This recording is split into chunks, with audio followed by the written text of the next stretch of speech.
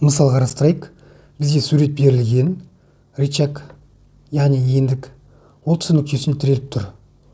Сол жағынан F1 күш 100 ньютон, оң жағынан F2 күш белгісіз.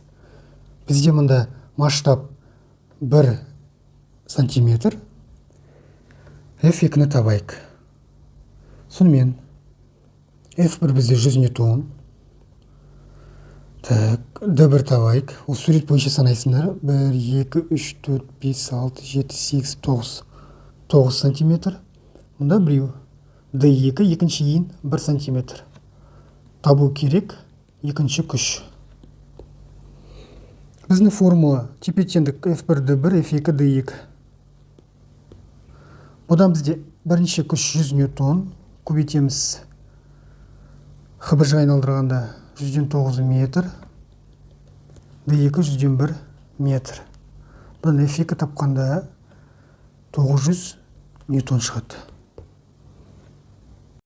Берілгені бізде М1 40 кг, М2 4 тонна, екінші ең 10 метр табу керек бірінші ең. Хбж-ға айналдырамыз, 4 тонна ол 4000 кг. Талдау. Тепе-теңдік тұру үшін бізде ендік, тіреу нүктесі. Мұнда бізде F1 ол M1 G, яғни ауырлық күш. F2 M2 G. Мына аралық бізде D1, мына аралық бізде D2. Тепе-теңдік шарты F1 D1 тең болады F2 D2. Яғни MG D1 M2 G D2. Екі жағын G-ға бөліп жіберейік.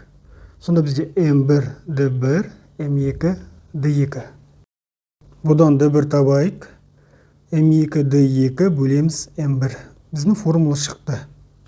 Енді есептейміз. D1 тең болады 4000 кг. Көбейтеміз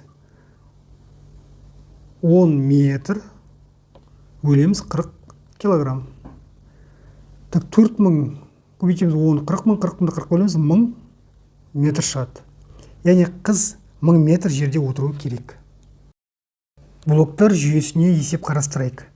Бізде жүк берілген, оның салмағы F болсын. Осы салмақты көтеру үшін қандай күш түсіруіміз керек? Бірінші блок ол жылжымалы, яғни мына күш ол салмақтың 2 есе аз болады. Келесі блок жылжымалы, болды 2 есе түсіп береді, яғни 2-ні 2 бөлеміз 4 болады. Келесі үшінші блокты жылжымалы, болды 2 есе түсіп береді, яғни оны тағы да 2-ке бөлеміз. Сонда F бөлу 8. Соңғы бізде жылжымалы блок, ол да бізде 2 есе түсіп береді, сонда бізде мұнда F бөлу 16 болады. Ал соңғысы ол жылжымайтын блок. Мұны байланып тұр. Жылжымайтын блок күштен ұтыс бермейді. Ол да сонда F бөлу 16-ға тең болады.